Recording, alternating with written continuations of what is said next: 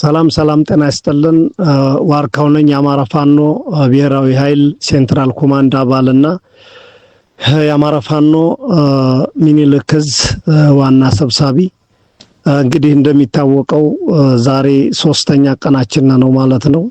የአርበኛ ሳጂን አደም አባናደው መታሰቢያ የትግል ጉዞ ዛሬም እንደቀጠለ ነው። በዚህ ትግል የአማራ ሕዝብ ለ4 አመታት ያለ ማቋረጥ በብዙ መከራ ውጣ ውረድ ያለፈ ነው። አሁንም ከዛው ያላነሰ ነው ማለት ነው። አሁን የመጨረሻው ወደ ቁርጠኝነት ማጥቃታችን እንደገባን ይታወቃል። ለዚህም እንግዲህ በየቤትህ በየደጃፍህ ምሽጉን ጭሮ በማፈን ፋኖን ትደግፋለህ በማለት ህዝባችንን ከፍተኛ ስቃይ ሲያሰቃይ የነበረው የብልጽግናው መንግስት ዙፋን አስጠባቂ ማለት ነው። እንደሚታወቀው ሰሞኑን በከፍተኛ ድቆሳ ላይ ነው እንደምታዩት ያለው። ስለዚህ የአማራ ገበሬ እንግዲህ የመጨረሻው እድልህ እየደረሰበት ያለው ጊዜ ስለሆነ ይህን እድል መጠቀም አለብህ ብዬ አስባለሁ። አንደኛ ከአብራክ ከፋይ ልጆችህ ስንት ዋጋ አንተም እየከፈል እነሱም እየከፈሉ ይህን ትግል ከዚህ ደረጃ ደርሰዋን አሁን ላይ የያዘውን ትጥቅ ይዞ ሳይወጣ ሲገፍ ሲያሰቃይ የነበረውን እየያስክ መታጠቅ አለብህ ማለት ነው። ስትታጠቅ እያመጣህ እያስመዘገብክ የቡድኑን መሳሪያ የሚገባህንም ገንዘብ እየሰጠን የምትይዘውን የፈለከውን አንተ እያያስክ እንድትታገል ወይም መጠበቂያህን እንድትስንል ጥሪያችንን እናቀርባለን ማለት ነው። ከዚህ አስቀጥለን የአማራ አርበኞች በተለይ ሚኒልክ ዕዝ እያደረጋችሁት ያለው ተጋድሎ ለናንተም ከፍ ያለ ሞራን እንዲሁም አጠቃላይ ላፋባሃ በሙሉ ልብ የሚያሞቅ ከፍተኛ ተጋድሎና ትንንቅ ነው እያደረጋችሁ ያላችሁት። እንደሚታወቀው የዛሬ 3 አመት የበላጎ ታሪክ የሚረሳ አይደለም። እንደሚታወቀው መከላከያ 1 ወር የአማራ ልዩ ኃይል መከላከያ ኮማንዶ ሁሉም ሳይቀር ከእግረኛ እስከ ኮማንዶ ከአማራ ልዩ ኃይል ለመከላከያ ሁሉ ድግ ሲልበት የነበረውን 1 ወር ለዚህም በዛ ሲመሩ የነበረው ቃሊምን ግንባር ሲመሩ የነበሩት ጀነራሎች ይመሰክራሉ። ይሄ በብዙ ጀነራሎች አፍ የተመሰከረለት ስማቸውን ነገሌ ብዬ መጥራቱን ባያስፈልግ ያውቁታል።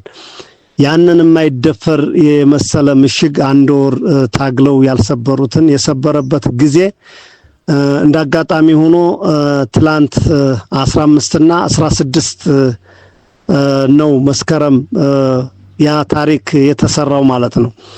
አሁንም የማይነካ እና የማይዳሰስ የመሰለውን ያንን ታሪክ ደግሞታን ማለት ነው ሰራዊታችንና።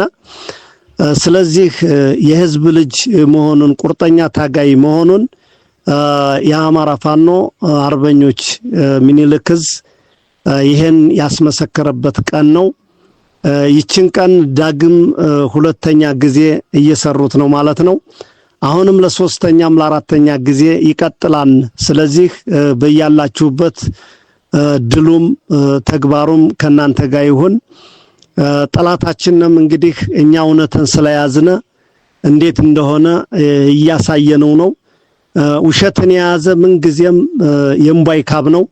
እንዴት እየተናደ እንደሆነ ይታወቃልና አርበኞች እንኳን አደረሳችሁ ለዚህች ቀን። እየደገማችኋት ነው ያላችሁት። በዚህ ከፍተኛ ኩራት ይሰማችኋል። ይሄን ስታደርጉ ታዲያ ከአንድ ወታደር የሚጠበቅባችሁን መስፈርት ለማድረግ የሚጠበቅባችሁን ግዴታ ከዚሁ አስቀምጥላችኋለሁ ማለት ነው። አንደኛ የያዛችሁትን ሰራዊት የማንኛውም የሥርዓቱ አገልጋይ የመከላከያም አድማ በተናም ሚኒሻም ማንኛውም የሥርዓቱ አገልጋይ የተማረከ ወታደር መግደል ለናንተም ለትግልም የሚበጅም አይደለም። እንደ ትግል እንዳለም አቀፍ ህግም ያስወቅሳንም ያስጠይቃንም እንደ ሰባዊም ተገቢም እንዳልሆነ ካሁን በፊት ብዙ የተማማርንባቸው ነገሮች አሉ።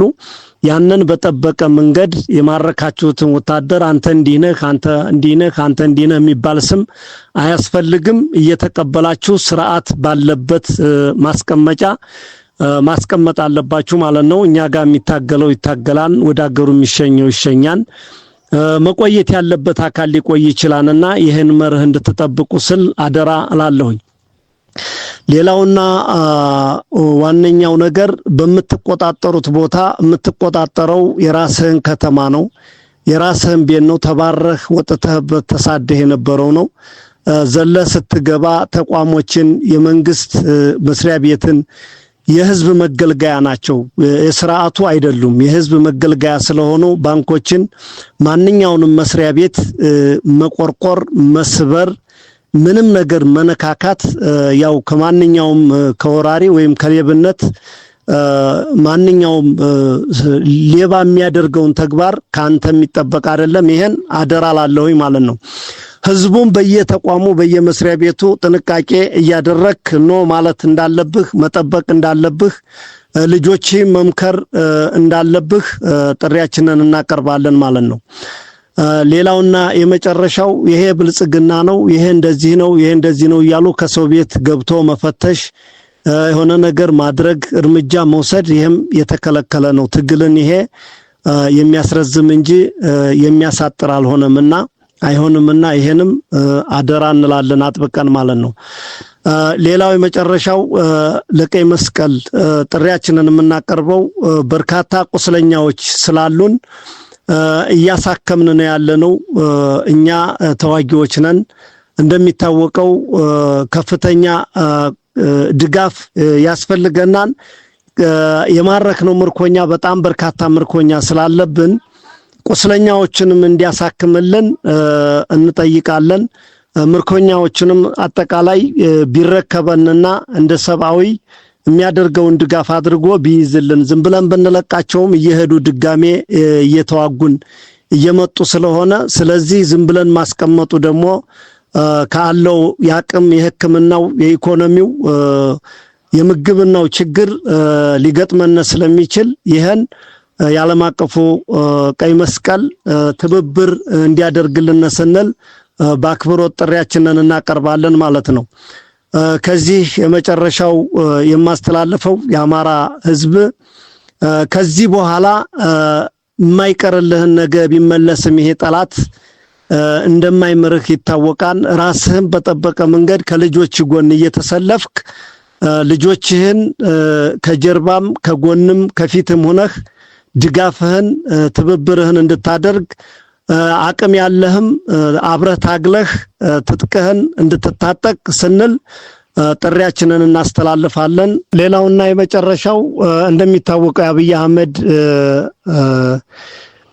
ልክስክስ ወታደር ወይም ልክስክስ መሪዎች ልበላቸው ባንክን እየሰበሩ እየዘረፉ ቀፈውን እያደረጉልህ ነው የአማራ ህዝብ እየሄዱ ያሉት ማለት ነው።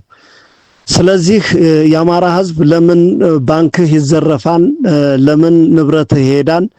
ይህን ከፊት ቆመህ ተኝተህ አውግዘህ የማስቀረት ተቋሞችህን የመጠበቅ ግዴታ አለብህ። ይህን ስል በግድ በጉልበት አቅምም ላይኖርህ ይችላል። አንድ ሆነህም ከተነሳ ልታስገድድ ትችላለህ። እኛ በእኛ በኩል የምንነካው የምንሰብረው የምንዘርፈውም አንድም ነገር የለም። ስለዚህ አሁን እንደዚህ እያደረገ ያለው የአማራን ህዝብ ባዶውን አድርጎ ለመቅረት ነገ እንደሚታወቀው ባሻጋሪ ሆኖ በጀትም በድሮንም ለመቀጥቀጥ ህዝቡንም በኢኮኖሚ ለማድቀቅ ስለሆነ መንግስት ነኝ ካለ ባንክን ተቋምን እየዘረፈ ለምን ይሄዳል? እኛም አንነካም። እኛም ከነካን እንደ ህዝብ ቆመህ ማውገዝ ትችላለህ።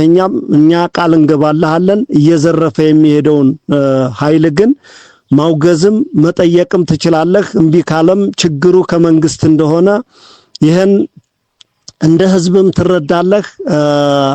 ለዓለሙ ማህበረሰብም ድምጥህን ሰሚ ባይኖርህም ታሰማለህ ማለት ነው። ስለዚህ ብትችል መንገድህን እየዘጋህ እየዘረፈ የሚሄደውን ነው ማለት አለብህ። አቅም ካጣህም ደግሞ የሚያደርገውን ገድል ማየት አለብህ። ከዚህ በተጨማሪ የአማራ ፋኖ አርበኞች በየደረሳችሁበት ቀፎ እያደረገው የሄደውን ባንክ አንተ በዙሪያው ብትልከሰከስሙም በእኛ ሊማከክ እንደማይገባው ስለማምን ማንም ሰው ይኑረውም አይኑረውም ባንኮችን የባንክ ጥበቃዎች ቀጥታ መሳሪያችሁን እያስቀመጣችሁ እናንተ ዙሪያውን እያስከበራችሁ መቀመጥ አለባችሁ ብዬ አስባለሁ። ማንም ሊነካችሁ የሚችል የለም። ስለዚህ ህዝብም ተዘርፈ በመንግስት መሄድህን ማወቅ መቻል አለብህ ብዬ አስባለሁኝ ማለት ነው። አመሰግናለሁ።